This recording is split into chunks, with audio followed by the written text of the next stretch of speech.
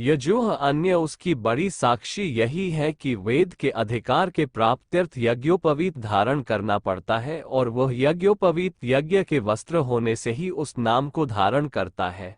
इससे स्पष्ट हुआ कि वेदों का आविर्भाव ही यज्ञ करने कराने के लिए है। तब वेद की भांति यज्ञ की भी महत्ता स्वतः सिद्ध हुई। यज्ञ भारतीय धर्म का मूल है। आत्म साक्षात्कार, स्वर्ग सुख, बंधन मुक्ति, मनः शुद्धि, पाप प्रायश्चित, आत्मबल वृद्धि सिद्धियों के केंद्र भी यज्ञ ही थे। यज्ञों द्वारा मनुष्य को अनेक आध्यात्मिक एवं भौतिक शुभ परिणाम प्राप्त होते हैं। वेद मंत्रों के साथ साथ शास्त्रोक्त हवियों के द्वारा जो विधिवत हवन किया जाता है, उससे एक दिव्य वातावरण की उत्पत्ति होती है। उस वातावरण में बैठने मात्र से रोगी मनुष्य निरोग हो सकते हैं। चरक ऋषि ने लिखा है कि आरोग्य प्राप्त करने की इच्छा करने वालों को विधिवत हवन करना चाहिए। बुद्धि शुद्ध करने की यज्ञ में अपूर्व शक्ति है। जिनके मस्तिष्क दुर्बल हैं या बुद्धि मलिन है, वे यदि यज्ञ करें तो उनकी अनेकों मानसिक दुर्बलताएं शीघ्र ही दूर हो सकती हैं। यज्ञ से प्रसन्न हुए देवता मनुष्य को धन, सौभाग्य, वैभव तथा सुख साधन प्रदान करते हैं। यज्ञ करने वाला कभी दरिद्री नहीं रह सकता। यज्ञ करने वाले स्त्री पुरुषों की संतान बलवान, बुद्धिमान, सुंदर और दीर्घजीवी होती है। राजा दशरथ को यज्ञ द्वारा ही 4 पुत्र प्राप्त हुए थे। गीता आदि शास्त्रों में यज्ञ को आवश्यक धर्मकृत्य बताया गया और कहा गया है कि यज्ञ न करने वालों को यमलोक और परलोक कुछ भी प्राप्त नहीं होता। यजुर्वेद में कहा गया है, जो कि यज्ञ को त्यागता है उसे परमात्मा त्याग देता है। यज्ञ के द्वारा ही साधारण मनुष्य देव योनि को प्राप्त करते हैं और स्वर्ग के अधिकारी बनते हैं। यज्ञ को सर्व कामना पूर्ण करने वाली कामधेनु और स्वर्ग की सीढ़ी कहा गया है। याज्ञिकों की आत्मा में ईश्वरीय प्रकाश उत्पन्न होता है और इससे स्वल्प प्रयत्न द्वारा ही सद्गति का द्वार खुल जाता है। आत्म साक्षात्कार और ईश्वर प्राप्ति का तो यज्ञ अमोघ साधन है। यज्ञ से अमृतमयी वर्षा होती है। उससे अन्न, पशु, वनस्पति, दूध, धातु, खनिज पदार्थ आदि की प्रचुर मात्रा में उत्पत्ति होती है और प्राणियों का पालन होता है। आकाश में अदृश्य रूप से ऐसा सद्भावनापूर्ण सूक्ष्म यज्ञ से वातावरण पैदा होता है जिससे संसार में फैले हुए अनेक प्रकार के रोग, शोक, भय, क्लेश, द्वेष, अन्याय, अत्याचार नष्ट हो सकते हैं और सब लोग प्रेम और सुख शांतिपूर्वक रह सकते हैं। प्राचीन काल में ऋषियों ने यज्ञ के इन लाभों को भली प्रकार समझा था, इसलिए वे उसे लोक कल्याण का अतीव आवश्यक कार्य समझकर अपने जीवन का 1/3 समय यज्ञों के आयोजन में ही लगाते थे। स्वयं यज्ञ करना और दूसरों से यज्ञ कराना उनका प्रधान कर्म था। जब घर घर में यज्ञ की प्रतिष्ठा थी तब ये भारत भूमि स्वर्ण संपदाओं की स्वामिनी थी। आज यज्ञ को त्यागने से ही हमारी दुर्गति हो रही है। वेदों में यज्ञाग्नि की पग पग पर प्रशंसा और प्रार्थना है। इस प्रशंसा और प्रार्थना में यज्ञ में सन्निहित शक्तियों और लाभों का वर्णन है। इन पर थोड़ा ध्यान देने से यह सहज ही जाना जा सकता है कि यज्ञ की अग्नि कितनी उपयोगिताओं और महानताओं से परिपूर्ण है। नीचे कुछ ऐसी ही प्रार्थनाएं दी जाती हैं। यजु, हे यज्ञ, तू निश्चय से कल्याणकारी है। स्वयंभू परमेश्वर तेरा पिता है। तेरे लिए नमस्कार है। तू हमारी रक्षा कर। दीर्घ आयु, उत्तम अन्न, प्रजनन शक्ति, ऐश्वर्य, समृद्धि, श्रेष्ठ संतति एवं मंगलोन्मुखी बल पराक्रम के लिए हम श्रद्धा विश्वास पूर्वक तेरा सेवन करते हैं। अर्थ, हे देव अग्ने, जो सदा यज्ञ करते रहते हैं, ऐसे सद्गृहस्थ सदा ही श्रेष्ठ संपत्तियों के स्वामी होते हैं। उन्हें इस यज्ञ के पुण्य प्रभाव से सदैव ज्ञानियों की सत्संगति के साथ ही धन की प्राप्ति होती रहती है। यजुर्वेद अर्थ, हे ऐश्वर्य को प्राप्ति कराने वाले यज्ञाने, तुझे ये यज्ञ करता आदित्य यज्ञ, वसु यज्ञ एवं रुद्र यज्ञ के द्वारा बारंबार प्रदीप्त करें। इन यज्ञों से तुम अपने तेजों की अभिवृद्धि करके यज्ञकर्ताओं की कामना पूर्ण करो या पूर्ण करने में समर्थ हो। यजुर्वेद अर्थ, ये यज्ञाग्नि वृष्टि कराने वाली, धन देने वाली तथा पुष्टि और शक्ति को बढ़ाने वाली है। पुरुष अग्नि, तुम हमारे सब और बल और यश का विस्तार करो। प्रति वस्तोर सुधि अर्थ, ये यज्ञ को प्रतिदिन किया जाता है। वह अपनी प्रदीप्त ज्वालाओं से युक्त निरंतर यज्ञकर्ता के अंतर में विराजता रहता है। फिर ऐसी दशा में किसी अंधकार, असुर अज्ञान को ठहराने को यहाँ अवकाश ही कैसे हो सकता है।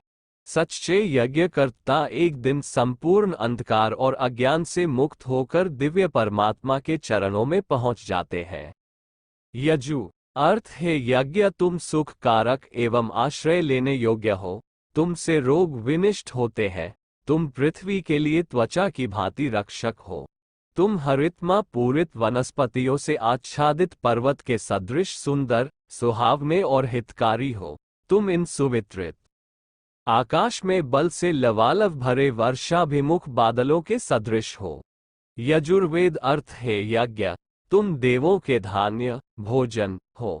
अतः इस हवि के द्वारा तुम उन्हें प्रसन्न करो, जिससे वे प्रसन्न होकर यज्ञकर्ता को सुख और कल्याण प्रदान करें। हम तुम्हें प्राण, उदान, व्यान आदि प्राणों में, आयु में तथा जीवन की व्यापक उन्नति करने के लिए धारण करते हैं। आपके अनुग्रह वस्तुएं हम प्राप्त करेंगे। आदित्यई व्यंदनमसि विष्णु स्तुपोस्युनभ्रदसम त्वास्त्रिन से ये सब। यजुर्वेद अर्थ है यज्ञ, तुम पृथ्वी को सींचने वाले हो, अर्थात पृथ्वी निवासियों की सर्वांगीण अभ्युन्नति और कल्याण के अमृत से अभिसिंचन करते हो। हे देवों को सुखद स्थिति देने वाले एवं सभी भांति रक्षा करने वाले यज्ञ, हम तुम्हें सुवितरित और सूक्ष्मतर बनाना चाहते हैं। यजु अर्थ है बल प्रापक और बल के विजेता यज्ञाग्नि, मैं तुम्हें प्रदीप्त करता हूँ। देवों के लिए तुम संस्कार एवं पितरों के लिए शक्ति स्वरूप हो। ये दोनों मुझे स्वयं से जलाने वाले हों। यजु अर्थ, आज मैं दिव्य गुणों के लिए अविचलित आय को गति के साधक अग्नि के द्वारा अच्छे प्रकार धारण करता हूँ। हे यज्ञ, मैं धन धान्य से युक्त तुम्हारे आश्रय की प्राप्त होऊं। अर्थ, यज्ञाग्नि की दीप्ति प्राण से अपान तक अंतर में विचरण करती है। यह महान अग्नि धौलोक को प्रकाशित करता है। ये यज्ञ अपने प्रभाव को भौतिक लाभ देने तक में ही सीमित नहीं करता। इसका प्रभाव यज्ञकर्ता के अंतर भी संक्रमित होता है, जिससे प्राण और अपान को अलग करने वाले कपाट जल जाते हैं और जहां प्राण और अपान एकीभूत हुए कि दिव्य लोक में जाने का पथ और शक्ति एवं प्रकाश एक साथ मिल जाता है। यजु अर्थ, ये पोषण करने वाली गार्हपत्य अग्नि प्रजा के लिए अतिशय ऐश्वर्य देने वाली है। इसलिए यज्ञकर्ता प्रार्थना करते हैं, हे गृहपति अग्नि, आप हमारे लिए सब और ऐश्वर्य, यश एवं बल का विस्तार करें। गुण, यह महान यज्ञाग्नि पृथ्वी में व्याप्त होकर इसका पोषक और संचालक बन जाता है। अंतरिक्ष लोक में ये पर्जन्य से एकीभूत होकर वृष्टि जल का रूप धारण कर लेता है और यही एक यज्ञाग्नि द्युलोक में व्याप्त और सामंजस्यसित होकर सूर्य रूप को प्राप्त होता है।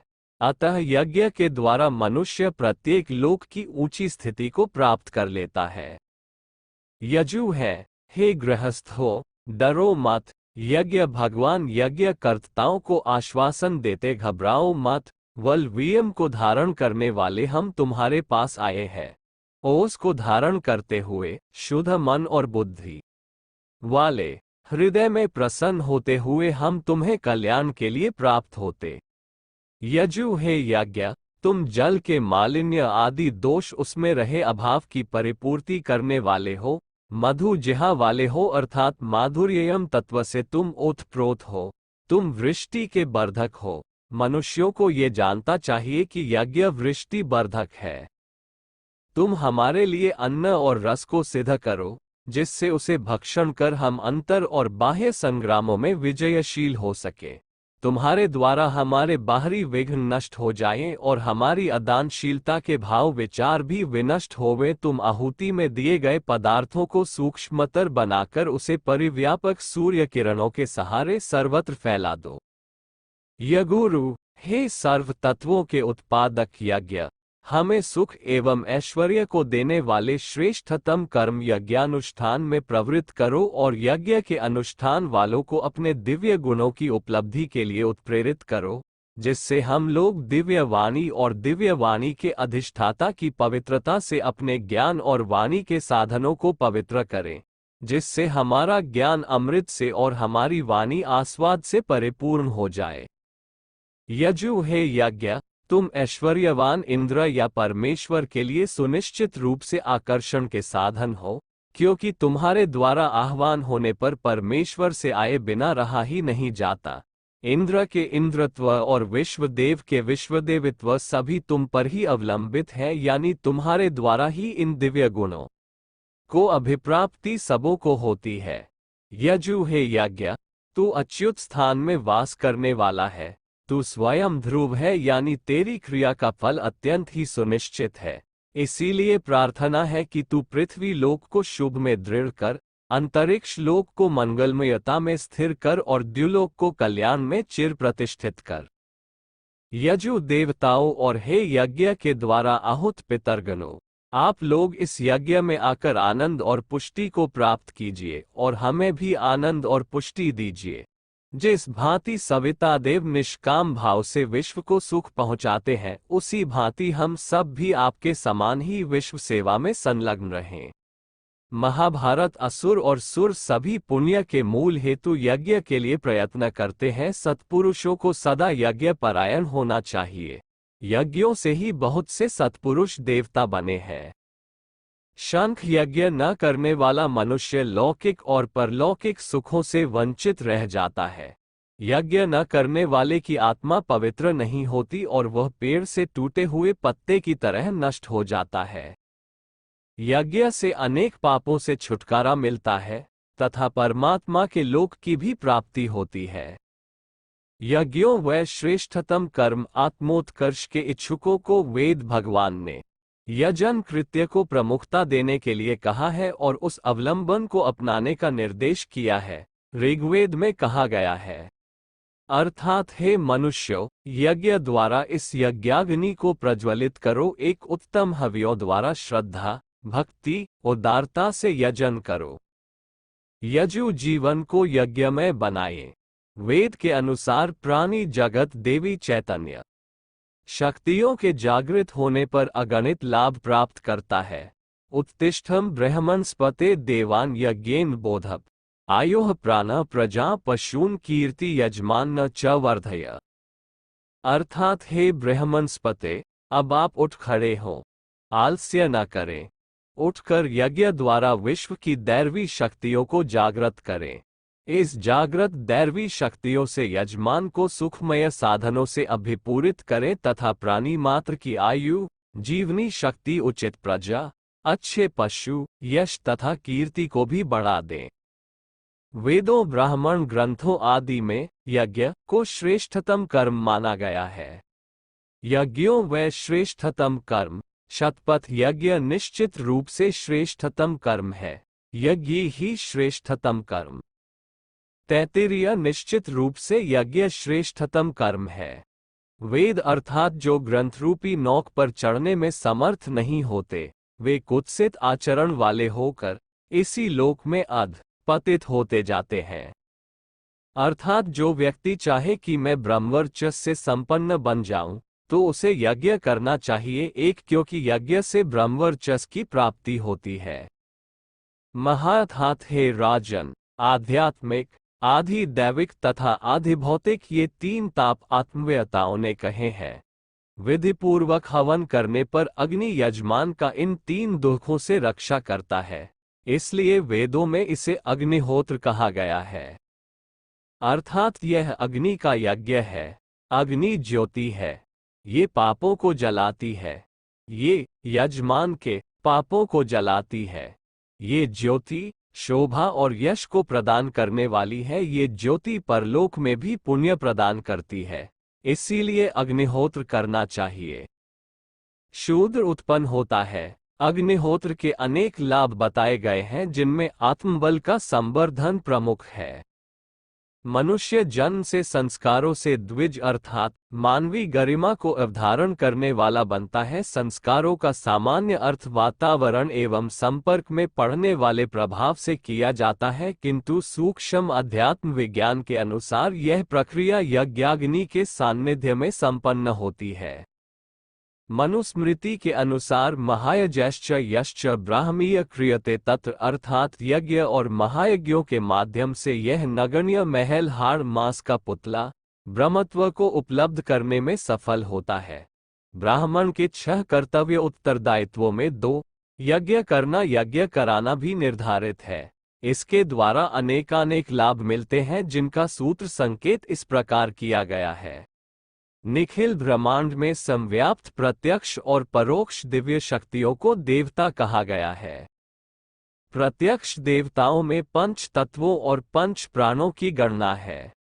उनसे जीवन मिलता, स्थिर रहता और सुविधाएं उपलब्ध करता है। इसलिए जीव जगत के प्रधान अवलंबन जल, अग्नि, वायु आदि का देव संज्ञा दी गई है और उन्हें शुद्ध संतुलित रखने के रूप में देव पूजन करते रहने का निर्देश किया गया है। इसके अतिरिक्त दैवी प्रवाह की वे लहरें भी हैं जो अपने स्वरूप एवं स्वभाव के कारण अनेक क्षेत्रों के उत्तरदायित्व निभाती हैं। संपर्क साधने वालों की गुण, कर्म, स्वभाव की चिंतन, चरित्र की उदात्त दृष्टिकोण एवं उत्कृष्टता की पक्षधर साहसिकता की विभूतियां प्रदान करती है। जो इन्हें जितनी मात्रा में ग्रहण धारण करता है वह उसी अनुपात स्तर का महामानव, ऋषि, मनीषी, सिद्ध पुरुष एवं देवदूत बनता चला जाता है। देवत्व की उपासना का यही सत्परिणाम है। देवता जिस पर भी प्रसन्न होते हैं, इन्हें अपनी गहरी हल्की प्रसन्नता के अनुरूप सत्प्रवृत्तियों को अपनाने की उमंग भरते हैं। ये दैवी वरदान है। ये जितना जिसे मिलेगा वो उतना ही श्रेष्ठ वरिष्ठ बनता चला जाएगा। कहना न होगा कि व्यक्ति की विशिष्टता वरिष्ठता ही लौकिक जीवन में अनेकानेक सफलताएं प्रदान करती और शक्ति संपदाओं का अधिष्ठाता बनाती है। यज्ञ के माध्यम से देव सान्निध्य एवं अनुग्रह अर्जित करने के संबंध में शास्त्र कहता है। गीता अर्थात प्रजापति ने सर्वप्रथम यज्ञ देवता का सृजन किया और जन साधारण से कहा, आप लोग इसका यजन अर्चन करें, बदले में यह आपके लिए कामधेनु की तरह कामनाप्रद सिद्ध होगा। देवताओं में सर्वप्रथम सर्व समर्थ अग्निदेव की उत्पत्ति हुई। इसके और भी कितने ही प्रमाण मिलते हैं। अर्थात श्री भगवान ने कहा, महातेजस्वी राजन, मैंने सबसे पहले ब्रह्म स्वरूप से लोगों को बनाया। लोगों की भलाई के लिए मुख से सबसे पहले अग्नि को प्रकट किया। महा अर्थात सृष्टि रचयिता ब्रह्मा जी ने सर्वप्रथम अग्निहोत्र प्रकट किया। वेद और अग्निहोत्र स्वयं ही पैदा, अर्थात सभी भूतों से पहले अग्नि तत्व मेरे द्वारा पैदा किया गया। इसलिए पुराण ज्ञाता मनीषी उसे अग्नि कहते हैं। अर्थात सभी कार्यों में सबसे पहले प्रज्वलित अग्नि में ही आहुति दी जाती है, इसलिए इसे अग्नि कहा जाता है। यज्ञ के द्वारा देव शक्तियों के साथ संपर्क साधता है और वह उस आधार पर से यजन कर्ता पर उतरती है। इसी से यज्ञ को देवों की प्रसन्नता अनुकूलता का कार्य बताया गया है। कहना न होगा कि इस अनुग्रह के सहारे आत्मिक और भौतिक क्षेत्र की अनेकों सिद्धियां सफलताएं प्राप्त होती हैं। महा अर्थात यज्ञों से देवताओं को संतुष्टि होती है और सर्व देवों के संतुष्ट होने पर यज्ञ करने वाले को पूरा पूरा फल प्राप्त होता है। महा अर्थात इंद्रियों और बुद्धि पर संयम रखने वाले सिद्ध सप्तर्षिगण ने अग्नि की अर्चना में तत्पर रहने के कारण ही देवताओं के स्वरूप को प्राप्त किया है। यज्ञ की महिमा शास्त्र वचनों में सतत वर्णित होती रही है। यज्ञ के अनेकानेक लाभ है। आयुष्य में वृद्धि, निरोगता, समस्वरता तो इससे उपलब्ध होती ही है। मानवीय गरिमा को बढ़ाने वाला देवत्व और वर्चस्व भी प्राप्त होता है। इस तरह यज्ञ के लाभ आध्यात्मिक भी है और भौतिक भी। पद्म पुराण में कहा गया है, अर्थात ये यज्ञ सब कामनाओं को पूर्ण करने वाला है। और भी कुछ प्रमाण देखिए। कालिका पुराण, यज्ञ से देव, यज्ञ से प्रजा, यज्ञ से ही समस्त अन्य जीवी प्राणी स्थिर रहते हैं। यज्ञ पर ही सबका भविष्य निर्भर है। ये समस्त जगत यज्ञमय है। श्री वी पु प्र हे नृप, इस प्रकार यज्ञों के द्वारा यज्ञ पुरुष भगवान विष्णु प्रसन्न होकर हम लोगों के साथ तुम्हारी भी सकल कामनाएं पूर्ण करेंगे। श्री वी पु हे राजन, जिन राजाओं के राज्य में यज्ञेश्वर भगवान हरि का यज्ञों द्वारा पूजन किया जाता है, वे उनकी सभी कामनाओं को पूर्ण कर देते हैं। मत्स्य पुराणन, यज्ञ से पुत्रार्थी को पुत्र लाभ, धनार्थी को धन लाभ, विवाहोर्थी को सुंदर भार्या, कुमारी को सुंदर पति, श्री कामना वालों को ऐश्वर्य प्राप्त होता है और निष्काम भाव से यज्ञानुष्ठान से परमात्मा की प्राप्ति होती है। न तस्य ग्रह पीड़ा स्यात्रच बंधु धन क्षय कोटि होम पद्धति। यज्ञ करने वाले को ग्रह पीड़ा, बंधु नाश, धन क्षय, पाप, रोग, बंधन आदि की पीड़ा नहीं सहनी पड़ती। यज्ञ का फल अनंत है। महाभारत, यज्ञों से संतुष्ट होकर देवता संसार का कल्याण करते हैं। यज्ञ द्वारा लोक परलोक का सुख प्राप्त हो सकता है। यज्ञ से स्वर्ग की प्राप्ति होती है। यज्ञ के समान कोई दान नहीं, यज्ञ के समान कोई विधान नहीं। यज्ञ में ही सब धर्मों का उद्देश्य समाया हुआ है। महाद्रोण पर्व, विभिन्न प्रकार की मनोकामनाओं की पूर्ति के लिए हवन में आहुति डाली जाती है। वर, मच्छर, हिंस, पशु, सांप, बिच्छू आदि दुष्ट जीवों का उस प्रदेश में नाश होता है। यज्ञ से शक्तियों का लाभ मिलता है। मत्स्य पुराण में कहा गया है, मत्स्य अर्थात यज्ञ से देवों की प्राप्ति होती है।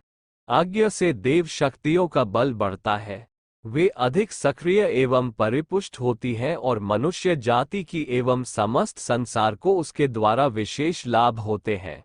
यदि यज्ञ विद्या का लोप हो जाए तो सृष्टि में जो सूक्ष्म आध्यात्मिक धाराएं प्रवाहित हो रही है नष्ट हो जाए और लोग पशुत्व को प्राप्त होकर एक दूसरे को खाने लगे और आपस में ही कट सर कर नष्ट हो जाए। आज यज्ञ के अभाव में ऐसा ही हो रहा है। परमाणु बमों से पृथ्वी को नष्ट करने की तैयारी हो रही है और जनता के निस्तार का मार्ग सूझ नहीं पड़ता। वह मार्ग यज्ञ ही है। इस पर आज सबसे अधिक जोर देने की आवश्यकता है ताकि सूक्ष्म जगत में असुर शक्तियों की जो तीव्र गति से बढ़ोतरी हो रही है वह रुके और क्षीण देव परिपुष्ट एवं संतुष्ट होकर शांतिमय वातावरण की सृष्टि। कालिका पुराण, यज्ञों में देवता संतुष्ट होते हैं। यज्ञ ही समस्त जगत में प्रतिष्ठित है। यज्ञ ही पृथ्वी को धारण किए हुए है। यज्ञ से ही जनता का निस्तार होता है। व्यक्तिगत एवं सामूहिक आपत्तियों को टालने के लिए यज्ञ एक अमोघ अस्त्र है। महानारायणोपनिषद, यज्ञ से ही देवताओं ने स्वर्ग का अधिवार प्राप्त किया और असुरों को हराया। यज्ञ से शत्रु भी मित्र बन जाते हैं। यज्ञ में सब लाभ है, इसलिए विद्वज्जन यज्ञ को महान कहते हैं। संसार में जो कुछ विभूतियां हैं, सुख, शांति, ऐश्वर्य एवं वैभव है, उनका स्वामी यज्ञ है। यज्ञ कृपा से उन सबको हम प्राप्त कर सकते। ये जितनी भी विभूति है सब अग्नि सोम की है।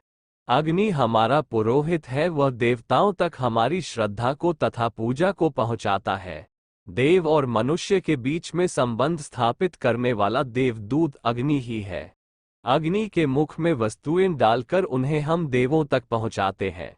वेद में अग्नि को देवदूत और पुरोहित कहा गया है। अग्नि दूत वृणीम हे अग्निदेव, हम आपको दूत नियुक्त करते हैं। अग्निमील पुरोहित, हे अग्नि, आप हमारे पुरोहित हैं।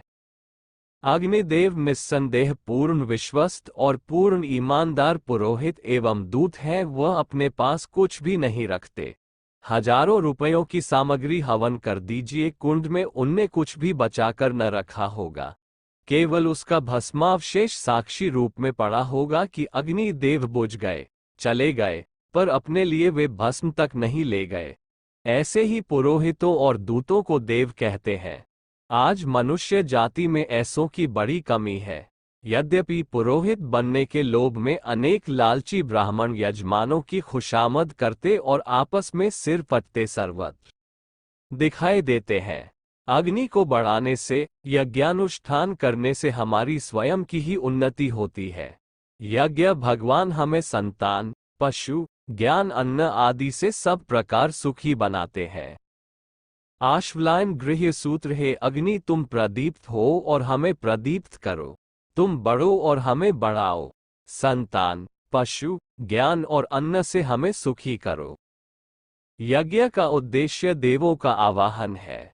अग्नि में जो सामग्री होमी जाती है उसे आहुति कहते हैं। आहुति का अर्थ है बुलाना। देवों को बुलाने के लिए ही आहुति रूपी पुकार की जाती है।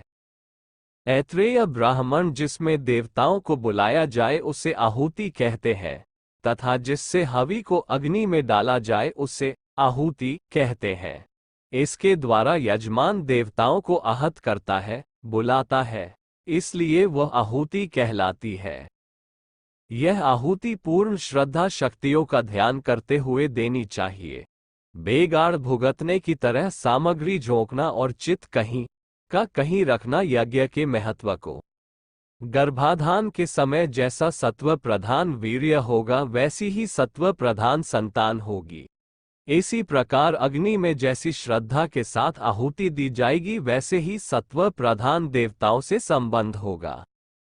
मनुष्य जिस समय उत्पन्न होता है उस समय माता के गर्भस्थान की अशुद्धि का, माता के रज की अशुद्धि का एवं पिता के वीर्य की आहुति का संसर्ग होने से अपवित्र माना जाता है। ऐसी अवस्था में उस मनुष्य को संस्कार रूप ये ही पवित्र करता है और वैदिक कर्मों के करने का अधिकारी बनाता है, जैसा कि मनु जी ने लिखा है ही।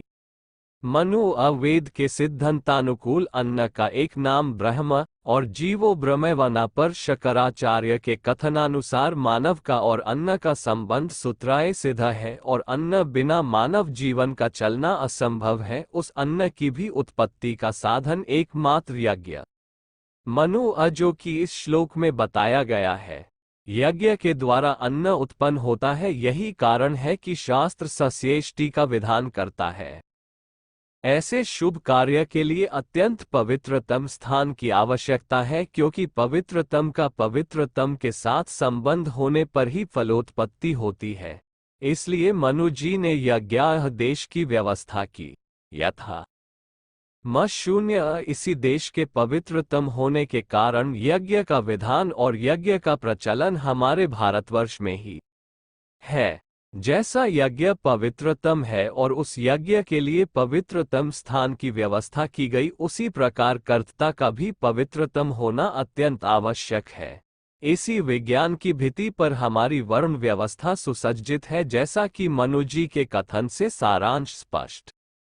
शून्य जब सभी पवित्रतम है तो उसकी विधि को बतलाने वाले और उस यज्ञ के अधिष्ठात्रों के समीप यज्ञ की हवि को वाक्य योजना पूर्वक पहुंचाने वाला भी पवित्रतम होना चाहिए। यही कारण है कि वेद को पवित्रतम कहा गया है।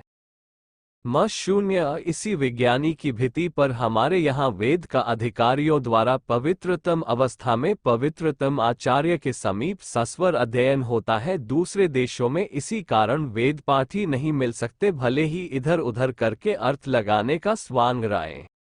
यज्ञ का नाम कामधुक है, इसलिए इससे सभी कामनाएं पूर्ण होती हैं। हमें वह दिन याद है कि जिस समय जर्मन देश में टेलीपैथी विज्ञान का आविष्कार हुआ था, परंतु वे बेचारे 39 मील तक ही सफल हो सके, जबकि हम यज्ञ द्वारा चंद्रमा के ऊपरी भाग में भी मन को प्रतिदिन प्रेषित मनोना। शुक्ल यह वे अर्थ जिन स्तोत्रों को मनुष्य श्रेष्ठ मानते हैं और पितरों से भी जो स्तोत्र माने गए हैं, उनके द्वारा पितृलोक में गाए हुए मन को हम शीघ्र बुला रहे हैं।